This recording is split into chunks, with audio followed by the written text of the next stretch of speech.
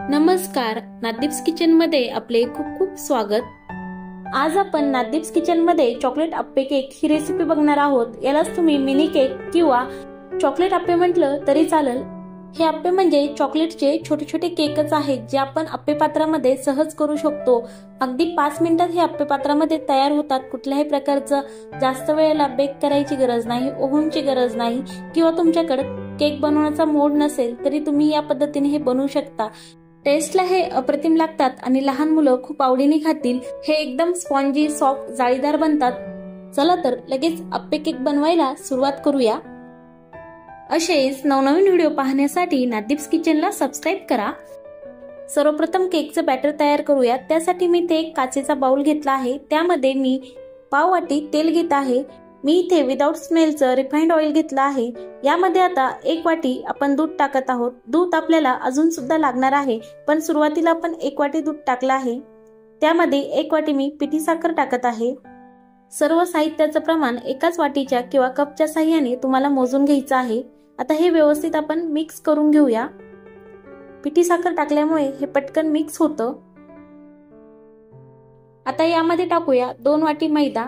इथे मी मैदा वापरलेला आहे, त्याऐवजी तुम्ही रवा सुद्धा वापरू शकता, पण मोस्टली चॉकलेट केक बनवताना त्यामध्ये मैदाच यूज केला जातो, त्यामुळे मी मैदा वापरला आहे। यामध्ये मैद्याची टेस्ट छान लागते आणि मैद्याने ते अजून सॉफ्ट बनतात। आता आपण हे सुद्धा व्यवस्थित मिक्स करून घेऊया। यामध्ये कसल्याही प्रकारचे लम्स किंवा गुठळ्या वगैरे राहता कामा नये। मैदा मी आधीच चाळून घेतला होता, त्यामुळे मी डायरेक्ट टाकला आहे। मैदा चाळल्यामुळे त्यामध्ये लम्स किंवा गाठी होत नाही, त्यामुळे मैदा चाळून घ्या आणि एकसारखं आपल्याला हे फेटत राहायचं आहे।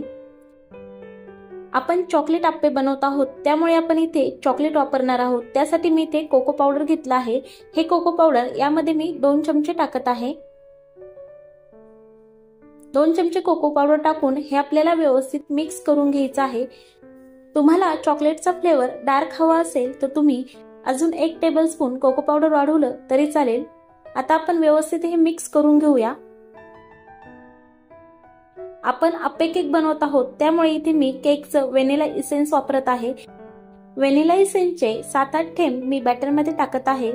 तुमच्याकडे इसेन्स नसेल तर विलायची पावडर टाकलं तरी चालेल। आता यामध्ये अजून थोडं आपण दूध ऍड करत आहोत। एकंदरीत किती दूध लागलं हे मी तुम्हाला शेवटी सांगते। आता हे व्यवस्थित मिक्स करून घ्यायचं।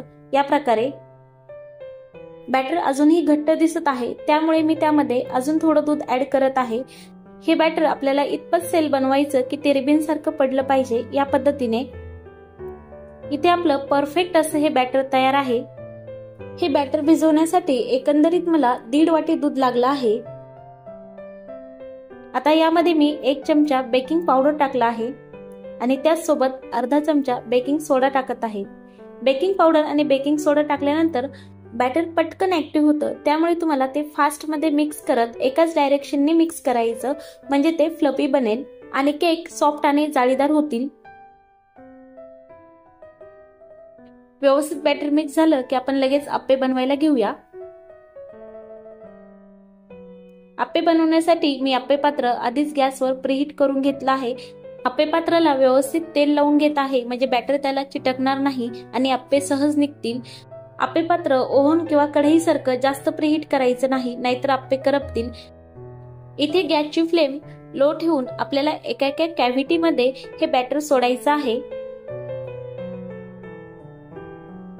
अप्पे पात्रामध्ये बॅटर सोडताना ते साईडच्या बाजूने आधी सोडायचं आणि मधल्या कॅव्हिटी मध्ये ते सगळ्यात शेवटी सोडायचं, कारण मधला भाग जास्त तापतो, त्यामुळे अप्पे करपण्याची शक्यता असते। इथे गॅसची फ्लेम मिडियम करून यावर झाकण ठेवून अगदी 1 मिनिटही ठेवायचंय। तुम्ही पाहू शकता 1 मिनिटानंतर मी तुम्हाला दाखवते किती टम असे हे अप्पे फुगले आहेत। हे सर्व अप्पे आपण दुसऱ्या बाजूने सुद्धा पलटून घेऊया आणि 1 मिनिट पुन्हा एकदा त्यावर झाकण ठेवून मध्यम आचेवर ते बेक करून घ्यायचे आहे। 1 मिनिट झाला आहे। आता आपण अप्पे काढून बघूया। तुम्हाला मी डिश मध्ये हे अप्पे काढून दाखवते। तुम्ही पाहू शकता किती हे टम फुगले आहेत। कलर सुद्धा खूप छान आला आहे। तर इथे आपले मिनी चॉकलेट केक तयार आहे ना करायला अगदी सोपे, फक्त 5 मिनिटांमध्ये तयार होतात। बेक करायला तर त्याला अजिबात वेळ लागत नाही। बॅटर तयार केल्यानंतर ते भिजवायचीही गरज नाही, तुम्ही लगेच अप्पे बनवू शकता। तुम्ही इथे पाहू शकता केक आतल्या बाजूनी अगदी जाळीदार झाला आहे, तो एकदम फ्लफी, सॉफ्ट तसेच टेस्टी झाला आहे। तर तुम्ही सुद्धा ही रेसिपी नक्की करून बघा। रेसिपी कशी झाली कमेंट्स करून नक्की सांगा। पुन्हा भेटूया अशा छान नवीन रेसिपी सोबत। धन्यवाद।